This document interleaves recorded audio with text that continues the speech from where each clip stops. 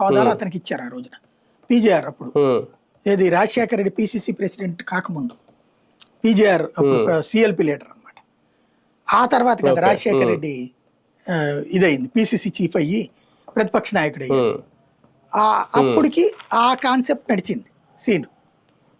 ఇప్పుడు వచ్చేటప్పటికి తర్వాత లోకేష్ ఏం చేసుకొచ్చాడు సిస్టమేటిక్ గా, ఈసారి గెలిచాక మాత్రం అంటే అదృష్టవశాత్తు అటు జగన్ సింగల్ అవటం, వీళ్ళ ముగ్గురు కలవటం, గెలిచాక ఈ తిరిగినప్పుడు పాదయాత్ర సందర్భంలో ఓపెన్ గా చెప్పేశారు కార్యకర్తలు, ప్రతిసారి మమ్మల్ని చంపుకు తింటారండి, మేము బాబు గారి మొహం చూసి కష్టపడతాం, ఆ తర్వాత చివరికి మమ్మల్ని ఎవడూ పట్టించుకోడు, కనీసం మా ఇంట్లో ఎవడో ఏదైనా కార్యక్రమం జరిగినా పట్టించుకునేవాడు ఉండడు, ఆ ఎమ్మెల్యేలు ఏమో గ్రూపులు కట్టేస్తారు, డబ్బులు చూసినా ఏ రోజున 10 పైసలు రాదు, మేమేం తగలేసుకుంటాం, ఇట్లాంటివన్నీ చెప్పుకొచ్చారు. మీకెందుకు నాది బాధ్యత అని చెప్పుకొచ్చారు ఆయన. ఇప్పుడు ఎన్ఆర్ఐలకి ఆ పనులు చేసి పెడుతున్నారు ఏదో ఒకటి, ఇప్పుడు ఆ భూముల కేటాయింపులు అట్లాంటి, ఆ విధంగా ఫైనాన్షియల్ బెనిఫిట్ లభిస్తుంది.